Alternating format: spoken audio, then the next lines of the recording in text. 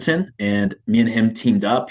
I'm in one of his programs right now, and he is this masterful salesperson. And I wanted to talk to him 2 days after his birthday. So everybody who's on here, wish this guy happy birthday in the comments, some hearts, some likes, or whatnot. Whenever you get to this, whether you're live or on the replay, we'd love to hear your happy birthday wishes. But we're going to be talking about everything sales. And before I let him get a word in, I just kind of want to highlight things to the prelude of this. He's got a 6-question document. It's pretty badass. These are the 6 questions that helped him on one single Facebook post generate close to 80K in sales, over 700 comments, a lot of reactions and whatnot, just from one simple post. And we'll talk about that. We'll also talk about how him and his team had a weekend event that led to just a little bit over $1 million in sales just from one weekend event. Obviously, there's a lot of preparation that went into it, but that goes to show what this guy has in his repertoire of information that we're going to be exposing today on this live. Okay. So Grant, why don't you kind of take the wheels from here after that introduction? Dude, that was an awesome introduction. I appreciate you, brother. And I also appreciate you're one of the few people that can say my last name right. So we're starting this one off good. Beautiful. Excited to be with you, everybody. And yeah, the numbers are true. They are exciting based on the people that I've been talking with recently. Kind of shocked that you can create so much money from organic content. That's actually the backbone of what we do at Tribe of Buyers, is how to build a lean 7-figure business without complicated ads, funnels, anything like that. Just through organic content marketing and building relationships with people. So really excited to dive into that. Yeah, and as you guys have questions, drop them in the comments, whether you're live or not. If you are live, I'd love to get a little hashtag live. And if you're on the replay, hashtag replay, just so we know, so we can keep track of the conversations that are going on. But why don't we start off with like the document? And by the way, guys, if you want this document, we'll let you know, like there's a comment on this post of how to get it. But let's talk about the 6 questions. Yeah, man. So essentially, this is the culmination of the past few years of me just going all in to learn sales. I've had some incredible mentors that have distilled the whole like art and science down to pretty simple formulas. But still, like when I was teaching it, I felt like some people wouldn't grasp it, and ultimately, like sales didn't come naturally to me. You know, the first time I asked for $1,500 over the phone for a coaching package, like I was sweating. You know, palms sweating, knees weak, arms heavy, right? And spaghetti. But after a couple of years of just continuing to study, having great mentors, and just getting rep after rep after rep after rep, like easily taken over 1,000 sales calls in the past couple of years, and I was able to distill it down really to 6 questions that, if they're answered by your prospect, and you've created a context for an honest, transparent conversation ahead of time, this is key.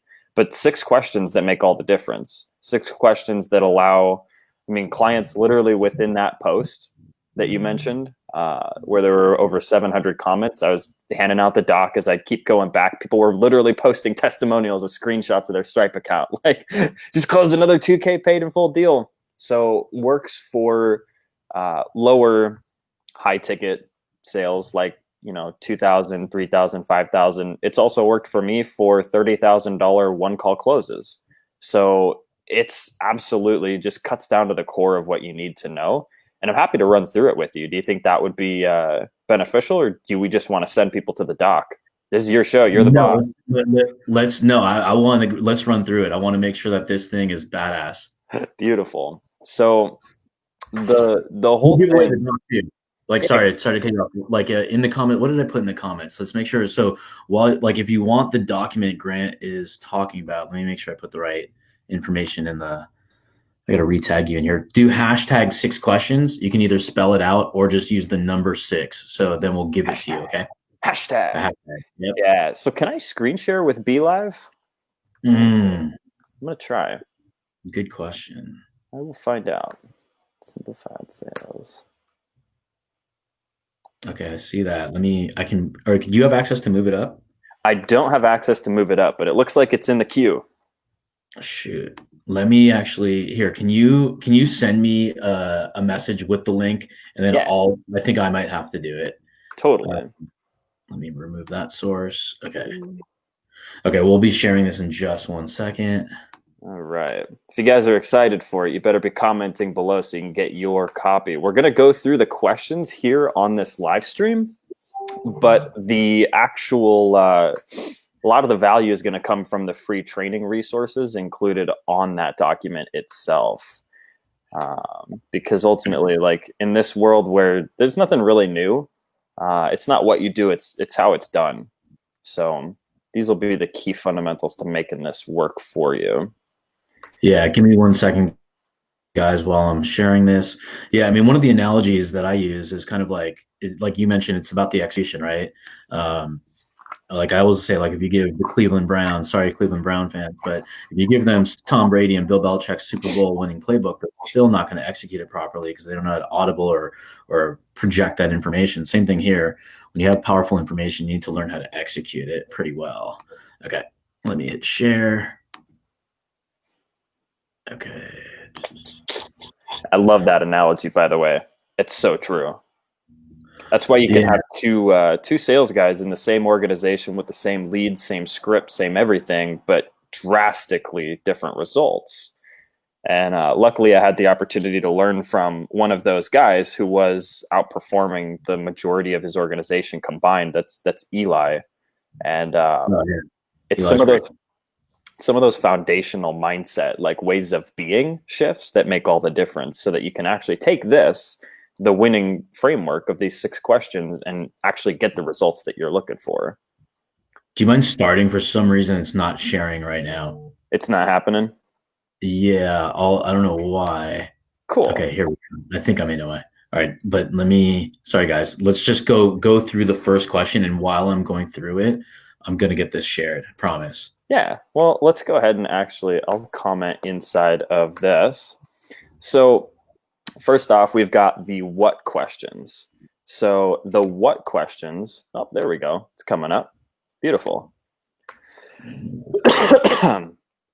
So we got 3 what and we got 3 why questions that if you're able to go through these and get honest answers and get down to the root, you're going to crush it.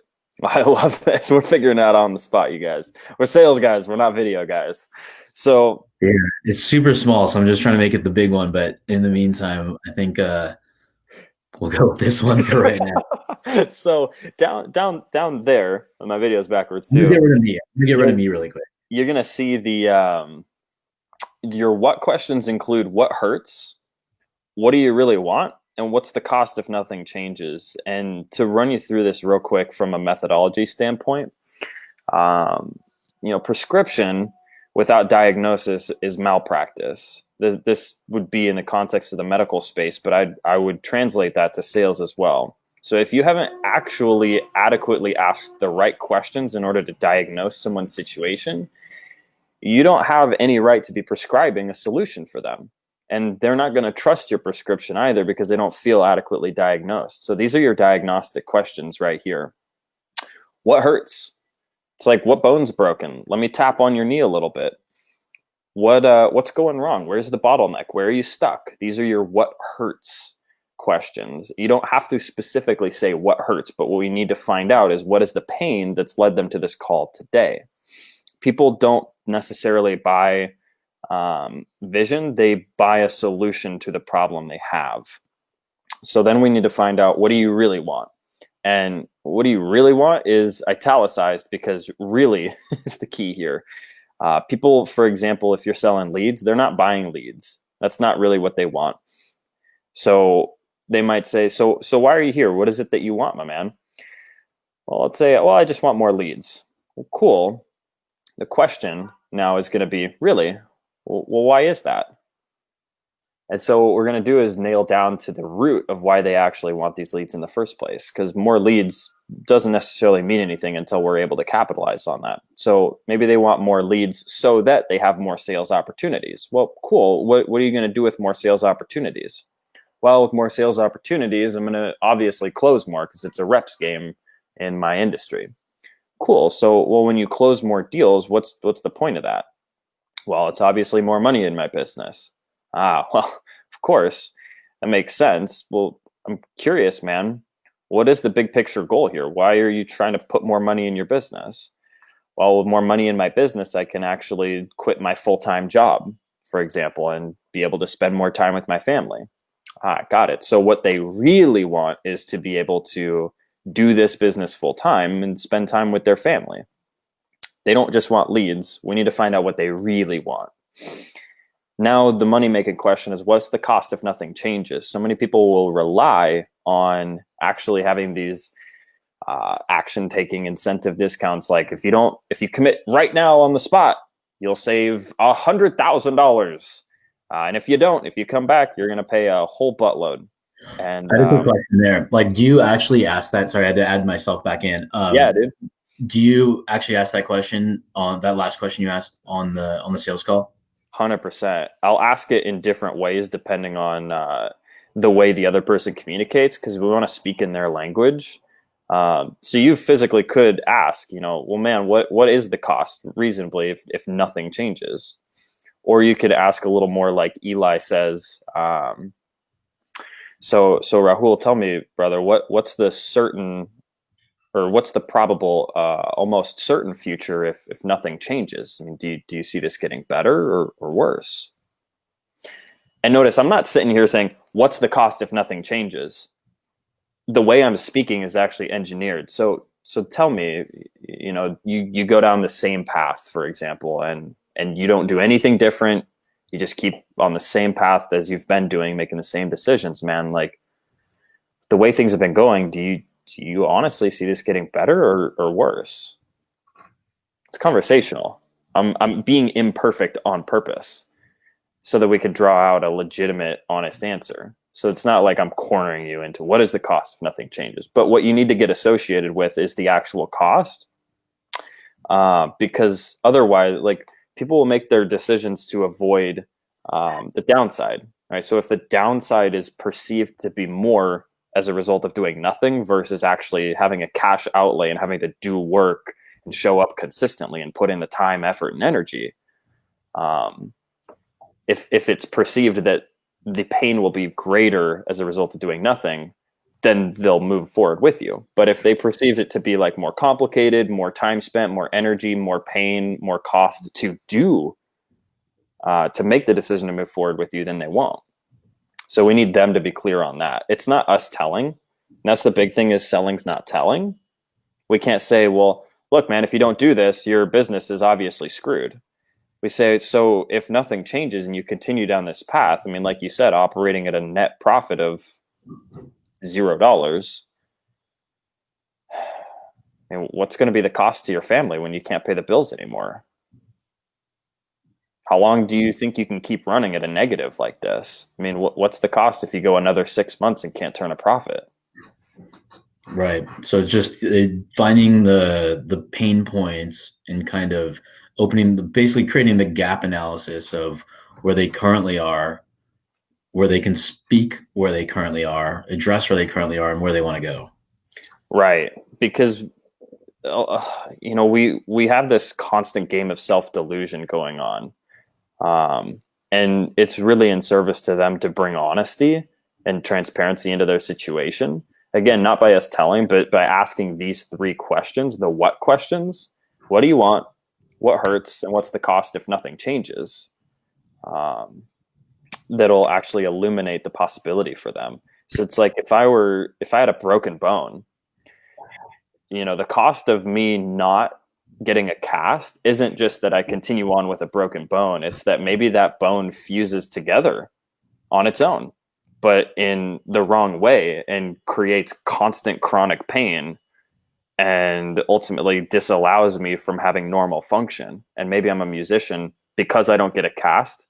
If nothing changes, maybe I'll never be able to play music again because of the way these bones fuse with this chronic pain. And the real cost is not that I just avoid having a cast, it's that I'll never be able to play music again. If I'm not associated with that, I might not want to go through the pain and the hassle of having a cast for 8 weeks. Mm-hmm. So when I made the analogy before that prescription without diagnosis is malpractice, you owe it to them to accurately and adequately diagnose them so that when you give a prescription, it's trusted. That's huge. So then the why questions, those are real key as well for creating, one, so that you're not competing with other people in your space. For these are some questions that'll get rid of the whole like, well, I think I'll go with someone else that's like pretty similar, but it's like a little cheaper, or this will avoid this. This is how you get rid of the, well, I got to think about it. Like maybe I'll get started in like a few weeks. I got to wait for X, Y, Z. And these questions are, why is this so important to you? This is a desire eliciting question. Like, why is this so important to you? Why are you like, what's the point of doing this in the first place? Someone like said, well, I just want to get the lead so I can quit my job. Cool. I mean, why is that so important to you? And then we'll need to find out why now. Like, why now? What's the point in doing this now? Why not just wait? And we want them to tell us why they're not going to wait. This is similar to the what's the cost if nothing changes, but we want to anchor it in. So why now? And we need to have them actually answer it. Some people will dance around this, but this is a question that we need to nail down. Otherwise, we're stuck trying to use like slimy tactics of like, well, if you come back, the price is going to double. Because what are you going to do? Are you going to actually do that? Or are you going to be incongruent with your word and break your word as the start of a coaching relationship? I won't do that. So I don't use those tactics, but I'll help them intrinsically, figure out what's the urgency. So why now? And then why me? I'm not going to tell you, Rahul, why I'm the best possible fit for you. I'm going to ask you why you think I'm the best fit. Say, well, there's a lot of options out there, man. I'm just curious. Why do you think we're the best fit to solve your problem? Because when they quantify it to you, they own it. Because if nothing else from this little impromptu live, remember, if I tell you something, you doubt it. If you tell me, you own it. So I'm going to ask these questions because these are the answers that you need to have on a call. What do they want? What hurts? What's the cost if nothing changes? Why is this so important to you? Why is this happening now versus later? And why me instead of anyone else? Because if I say it again, you'll doubt it. But if you say it, you'll own it. Now, does the order of these questions, are these based off of how the lead was generated? For example, you're giving a lot of value in the group on your profile, and then there's a lot of other people that maybe doing cold outreach, like cold email, cold LinkedIn, cold whatever, right? Now, if somebody's cold, do you have like, how do you modify that question to say like, why me? Yeah. Why you know what I mean? So I feel like there might have been two questions slid in there real quick. Is like, is there a specific order to these questions? And no, not necessarily. It's what fits in the context of what feels like an authentic conversation.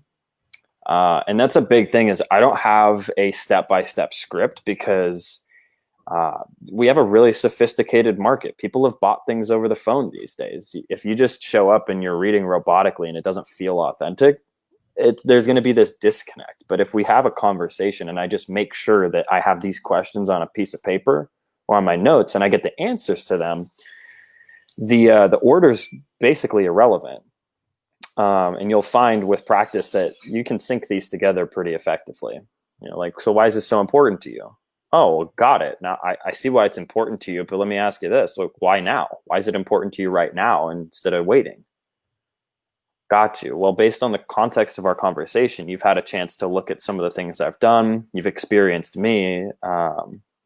What makes you think I might be a fit to work with you? Or what makes you think I might be a fit to actually solve this problem for good? Questions that could lead up to that are, have you talked to anyone else to solve this problem? What else have you tried? What led you to this call today? So why'd you ultimately book this call with me? That's good. I mean, whoever's watching this, man, this is fire. I mean, just these 6 questions plus these value stack of other questions can expose a lot of information. So much. Like you said, you're leading the conversation to them to solve what they say their problem is. Mm-hmm. Yeah, I'm not pushing anybody down the path that they don't authentically want to go. That's a huge difference that I see in the way I approach sales and teach it versus a lot of these other older methodologies. it's not manipulation. It's really just clarification and illumination of what someone's truth already is. Like, people don't want to exist in pain. They don't. And if they're existing in a level 2 pain because they're avoiding and they're hiding, but they have the capability of living like life at a 10, but that feeling of like, well, I'm cool with living with this constant chronic 2 pain. Well, if I can help them see that without the avoiding, without the masking, without the hiding, that pain is actually a level 6, and that motivates them to take the action to eliminate the pain completely, then it's ultimately in service to them. So it's like if someone's got a broken bone and they've been taking 10 Tylenol every single day to mask the pain, and so they only feel it when they bang it on stuff and they remember, oh shit, I do have a broken bone there, pop a few more Tylenol. Well, as a doctor, what I would do is I'd say, all right, you're going to take 3 days, you're not going to take a pill.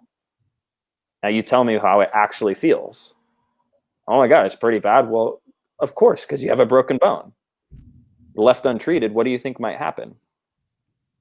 Well, I think you're right. In fact, that can happen. And in cases similar to yours where people decided not to solve it, this even happens. Is that what you want? Oh, no, not at all. Okay, well, I have a solution. And assuming we can solve this problem for good, how soon would you want to implement that? Right now. Well, okay, why now? Why not just wait? Well, because it seems like it's only going to get worse over time. I think you're right. I agree with you. In fact, you're more right than you even know. So let's get this done right now. And if you heal even half as fast as the rest of the people that I've put casts on in the past decade, the only problem you're going to have is that we didn't just solve this sooner. You ready to get it taken care of? I just close the deal on a cast, right? So that they can solve that problem for good. So people, ultimately, like, those are the exact questions that I'll use. And it doesn't matter the deal size. It doesn't matter what is being sold. They're unanimous among anything. Right.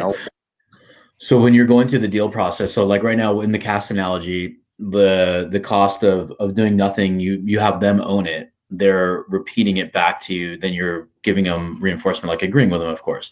Where do you present pricing in here? And do you present levels of pricing and give options, or do you give your diagnostic based off the prescription? The prescription off the diagnostic. Totally. So I'm of the school of belief that I don't want to say, okay, so Rahul, based on what we talked about today, there's a few options. You could take Tylenol, Vicodin, Oxycontin, or we could get you an IV drip of Dilaudid. Which sounds better to you? I'm going to say, well, I'm the doctor. I've done this for a long time. Based on everything we've talked about, this is the best fit for you. And so when I'm creating a prescription, it's in a simple framework of, well, Rahul, you know how you said problem? Well, what we're going to do is solution. And for you, that means benefit. And so what that might look like is, so Rahul, you know how you said you've been struggling over the past few months to create a consistent stream of leads, and that's basically led you to a hamster wheel or a roller coaster, so to speak, of income where you can't project what the next month's going to be. Well, what we're going to implement is a really simple step-by-step approach to creating a constant stream of highly qualified leads so that you're able to always have prospects to call on, which means a consistent flow of revenue in your business, and ultimately will allow you to make plans and projections for the next year so you can scale without all the stress. Make sense? And have you tied down to, does that make sense? Does that sound like a plan for you? And this right here, you notice the tangible, like, deliverable that I talked about was only 2 seconds out of maybe 15 where I'm making a prescription there, and it's very simple. So I'm going to illuminate the problem. You know how you said problem? Well, what I do is solution. It's tiny. It's super simple. It's easy to apply, which means benefit. We want a future pace because people always have stories running in their head. We all do. I do. I have stories about everything. That's just how we are. Humans are mainly making machines. So if we can be in control of the narrative that they're playing, then we can ultimately, like, move the conversation in the way that it needs to be moved.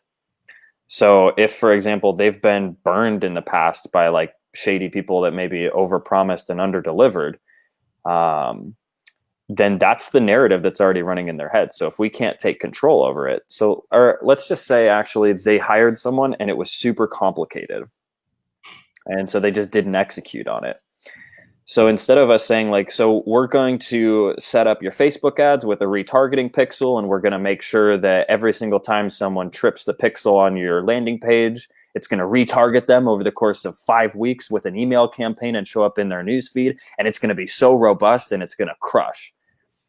Well, I might have, to the right person who was feeling like they didn't have a really customized targeted support, to them that might have resonated, but to someone that felt like the last thing didn't work because it was overcomplicated, I just scared them away because that's the same thing. But if instead what I said is, so you know how you mentioned generating a consistent lean stream of clients has been like super overwhelming, and a lot of times you just threw your hands up and didn't do anything, and that's led to a really inconsistent stream of revenue that frankly sounds really frustrating.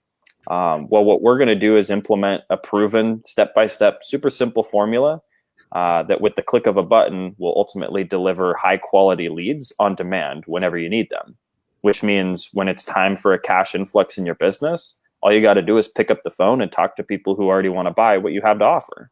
Does that make sense? That's how I would tailor an approach to like someone's specific situation, so that I'm making it simple and easy to apply. And this is just an invitation for all of you watching to speak in their terms. Like, you didn't go through this huge information gathering component of a call to spit out a canned pitch that you'd give to everyone. Like, you need to tailor what you're doing, the tangibles, to fit the pain and the promise that they actually want. Right. And also in a way that they can comprehend it. Like the document we're looking at says simplified sales, so not complex sales. So like you mentioned, the two different ways, that one way to scare somebody off and one way to resonate is literally talk to them. I mean, the safe model is just talk to them like they're a 10-year-old so they can comprehend, understand, and clarify. Because fancy words are typically for like high school and the thesaurus and whatnot, so you can get a better grade. But in reality, people don't necessarily know what we do. When it Right. comes to whether it's digital marketing or sales consulting, I mean, it sounds like a commodity word, but then when you simplify it, like Grant has in his 6 questions and how to clarify, and everybody who's going to be watching this is probably thinking like, wow, it's that simple. And the answer is, I mean, this guy, the reason I brought Grant on here is because he's generated off one post close to $80,000 just off a single post. Imagine if he does a second post and a third and a fourth, then just quantify that for a second. But then second of all, I mean, like I mentioned in the post here, over 7 figures in sales at an event, which took a lot of work to put on, of course, but then it generated 7 figures cash influx for his business. So obviously what the model and the frameworks, they work, and they just customized to your individual conversation through practice. Is that fair to say? Totally. And this is like, you don't have to spend an hour.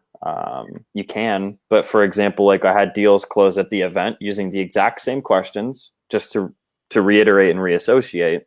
Closed a couple of those deals in 15 minutes, and a couple on the phone. We're talking a multiple 5-figure coaching offer in a one call close. And people think that it's got to be a more complicated. There's a question I get all the time is like, well, now I'm selling a much higher ticket offer.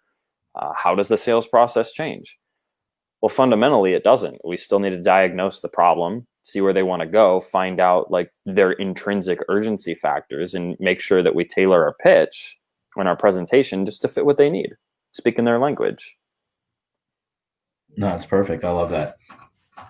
So, like, let's say, for instance, you've gone through the diagnostic, you've gone through the prescription, and then there's still, what are those common objections you see after you've delivered the prescription, the price, and whatnot? Let's say you want to get the person to kind of realize that this is where they need to go after the first objection.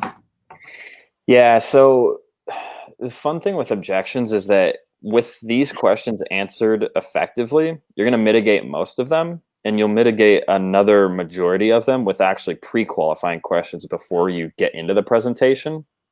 And these are simple things like, now Rahul, before we talk about exactly how I feel we can solve this problem, is there anything else that you think I need to know? Maybe a question that I haven't asked? Or do you feel like we're 100% on the same page? That's a big one. So you think we're 100% on the same page? You ask them, so you're already on the phone with them, you've gone through the what, the why, and then before you get into the how, is saying, have I addressed everything? Is there any other questions, anything looming that you can ask me right now? Then you go into the prescription. Yeah, so that's one. And this is basically after you've gone through your diagnostic phase, which is the what's the whys, and before the presentation where you're prescribing them, you're making sure, do I have everything I need to know in order to make an accurate diagnosis of this? And then other ones are basically like, we want to draw out any objection possible. So I'll ask, so Rahul, before we get into all the, the day-to-day details and such, assuming we are a perfect fit to work together, is there any possible reason you could see that you would not be moving forward with a solution to your problem today? That's a big one. Yeah.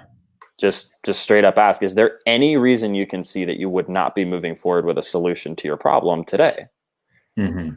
Because if they are not the decision maker, they're going to let you know, well, yeah, I mean, I would need to talk with my husband or my partner or my wife, or if finances are an issue, they'll, well, yeah, I mean, like, honestly, it kind of depends on the money because finances are tight. Like, you're going to draw out legitimate objections there, and you want to pre-handle them to the best of your ability. Because once you've actually talked diagnosis and you've talked price, it clouds judgment because people have so many money stories that we want to have a really clear energy going into that. So if someone is shaky about their finances, then I want to like drop in with them there and say, well, cool. As you can probably imagine, a solution to a problem that's costing you this much is obviously going to be an investment. So are you open to having an honest conversation about your finances so we can make sure we can come to a win-win? And then we'll go into, so, I mean, what had you budgeted for, a solution to a problem that's costing you X, Y, and Z per month? Got it. And, and we'll go into it ahead of time. So those pre-handle your objections with things like that. And then the last thing is like an urgency factor. I like to basically have someone qualify themselves to me. It sounds kind of weird to say it that way, but I've had so many people like way in the past when I was first starting out with sales where you would, you're like, wow, I can totally help this person.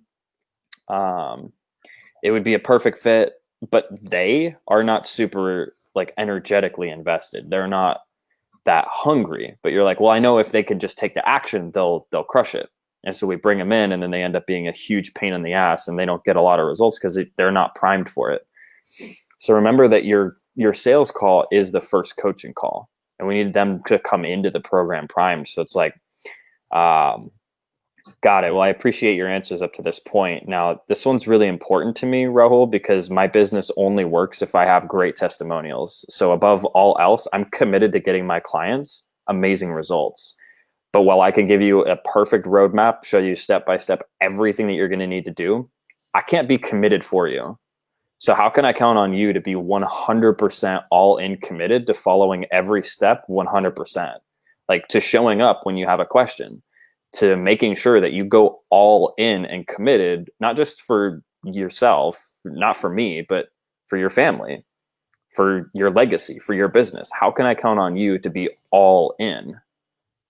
So I'll create something like that for an ownership component. It's like, look, I can give you everything that you need to win, but I literally can't do it for you.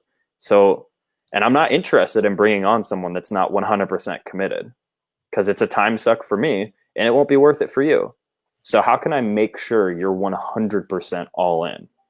And they'll tell me all about how committed and all in they are before I'll give them the opportunity. Like, great, I'm going to hold you to that. Do I have permission to kick you in the ass a little bit if I ever see you falling off track? Yes, absolutely. Great. Well, in that case, then it sounds like we're going to be a perfect fit to work together. So, how you said problem What would I do a solution, which means benefit? That's where I'll transition into a presentation component. Yeah, that just seems like a nice, beautiful flow from the what, the why, the pre-objection, then go into quantifying the prescription, because now you pretty much nailed every single question and every single reason to create any kind of procrastination, right? Totally. Okay. Totally. Now I can see why the investment level becomes less important, because right now they're so committed to solving the problem. So Yeah. at that investment, obviously, if it's like 200 grand, that may give some sort of sticker shock, because you may be talking to somebody who truly doesn't have a way to finance 200 grand. But if it's like a $10,000 package or a 20,000 or whatnot, I mean, they can, like, depending, I guess, on what you sell and who you serve. I guess you can't really quantify the number just yet. So yeah, no, this is all great questions. So if anybody has any questions, go ahead and ask them. Let me see. Yeah. I'm on the watch party right now. Let me flip into a different tab. Has anybody asked any questions yet? I haven't seen any come through. I haven't been watching for it. But I know that, so that was one question you had. And another one was actually like, what do you do if and when you do have objections? So last things that I'll drop is some bombs on this. And I hope you're taking notes on this, you guys, because this is literally will make you millions if all you do is implement it. So like I just said, and give you the exact roadmap that we've been using to close millions. But I can't do it for you. I can't pick up the phone for you. So it's up to you. Objection handling. Got my basic framework for this actually from Jordan Belfort's straight line system. I was taught by one of his old top guys at Stratton Oakmont. And it just works. I don't like the exact same languaging. I don't have it scripted out per se, but the framework that I like distilled from it is what's key. So when you have an objection come up, what most people will do is they'll try and handle it head on. And the problem with that is it grants validity to the objection, when typically what you're getting is a smokescreen for uncertainty. So rather than someone saying, oh yeah, it's just a lot, I don't know if I can afford it, instead of me just going into a position of submission, well, if I could lower the price and give you a discount, would that be something you'd want to do? I'm not going to go to that, because that's probably not even the objection in the first place. And now, as we just like went submissive, we decrease the perceived value. We don't want to do that. So the framework is just deflect, realign, expand, and ask for the sale again. And so what that could look like, because the languaging totally different each time, but the framework's always the same. It's like, oh man, that sounds like a great. Oh, and by the way, you can tell if someone's sold or if they are not sold and they're just trying to give you a polite no, by based on how they show up. Like, oh yeah, that's a lot more than I thought it was going to be. I can't afford it. That they're not sold. But if you have a, oh man, yeah, dude, this is tough. Like I just paid some bills and I don't have a lot of room on my credit card. I don't know when the next like client payment's going to come through. So like, I don't know if I could swing it right now. That's much different. There you have an actual like objection we can handle, because they're sold, but they're stuck. So what that looks like then is deflect. Like, hey, dude, totally hear what you're saying. And it's not a problem, man. Just let me ask you a more important question, though. Does the idea itself even make sense? I mean, do you like the idea? Like, does the program itself even make sense for you? Like, price aside, does this feel like the right fit? Is essentially what we want to realign them to. Because next is realign. So cool. Well, what do you like about it? Because again, we're not going to tell them how great it is. At first, we want them to tell us. It's like, well, Rahul, that's not a problem, man. I totally hear that. In fact, most people that get on the phone with me just don't have that money sitting in the bank account. If I can actually ask you a more important question, though, like, does the program itself even make sense for you? Like, does it feel like the right fit, price aside? Oh, totally. It's exactly what I've been looking for. Huh. Well, why is that? What resonates with this for you? What about this do you feel like is a good fit? So you'll start telling me. And this is where you take all your notes. Pay attention, because this is where people will tell you exactly how to sell them. Say, cool, well, what do you like about it, right? This is your realign. And then once they've told you, we expand upon that. So we take the inch and we make it a mile. Well, I really like that, it sounds a lot more supportive than a lot of the other things that I've done. Huh, interesting. It's funny you say that, because we didn't even fully touch on the depth of support. Because ultimately with this, you don't just have access to, a once a week coaching call where you can get your questions answered, but you're actually going to have an assigned one-to-one mentor that every single week is going to be checking in on your numbers to make sure that you're never off track, and ultimately pointing you towards the resources that are going to be the best possible leverage points, which means you can move 2, 3, 4 times faster than you could if you were doing this on your own. In addition to that, you'll have a 24/7 support community. So as long as you are willing to show up, speak up, and take action, there's no way you can fail. With this unparalleled level of support, it's just up to you to show up. Because if you do, now I'm going to ask for the sale again. And I'm going to do it by infusing certainty. Because if you do, and you are even half as successful as the rest of the people we've worked with, Rahul, brother, the only problem you're going to have is we didn't get started 6 months sooner. Does this sound fair enough? I love that formula. I love that framework. I just put it in the notes here: deflect, realign, expand, and ask. Oh. It just seems, yeah. I mean, you're basically getting them to readmit that they want back in. So you're creating that demand from them, the self accountability. Mm-hmm. I mean, that also helps you align that person by being a good student or a good client, if you will, whatever you're doing, whether it's done for you or coaching types of programs, to make sure that they're going to be accountable. So you're actually setting that expectation even early and upfront. Totally. That's the key. Like, we want to make sure our sales process is priming them to be successful with us. No, I love that. Anything else you want to add here, man? I can just go on like this till tomorrow. I could too, but I'm going to have to grab some lunch here. Let's check the comments real quick, see if there's anything pressing. But otherwise, if all you guys do is follow that formula right there, you have the exact steps that we use to close millions, and our clients do the same. Yeah, and as I'm going to distribute this through our email stuff too, our email list and chatbots and whatnot. So we'll expand on any kind of Q&A that people have.